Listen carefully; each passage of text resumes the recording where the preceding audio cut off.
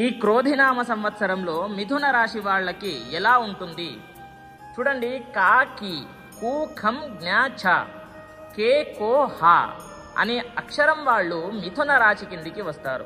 చూడండి, ఈ క్రోధినామ సంవత్సరంలో మిథున రాశి వాళ్ళకి ఆదాయ వ్యయ రాజపూజ్య అవమానాలు చూసుకున్నట్లయితే ఆదాయము 5, వ్యయము 5, రాజపూజ్యము 3, అవమానము 6 ఇలా ఉంది. చూడండి, ఈ సంవత్సరం అంతా కూడా మిథున రాశి వాళ్ళకి మహోన్నత కాలముగా ఉంటుంది. మీరు చేసేటటువంటి ఎటువంటి వృత్తి వ్యాపారం ఏదైనా సరే బాగా కలిసి వస్తుంది. అన్ని రంగాల వాళ్ళకి బాగా అనుకూలంగా ఉండబోతుంది ఈ యొక్క సంవత్సరం.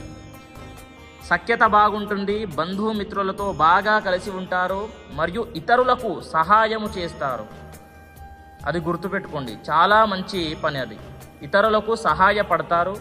ఇంకొకటి, సంతానాభివృద్ధి ఉంటుంది. సంతానం ఎవరికైతే కలగడం లేదో వాళ్ళకి సంతానము కలుగుతుంది. శత్రువులపై విజయం సాధిస్తారు. అది గుర్తుపెట్టుకోండి, ఎటువంటి శత్రువైనా సరే శత్రువులపై విజయం సాధించేటువంటి అవకాశం ఉంది.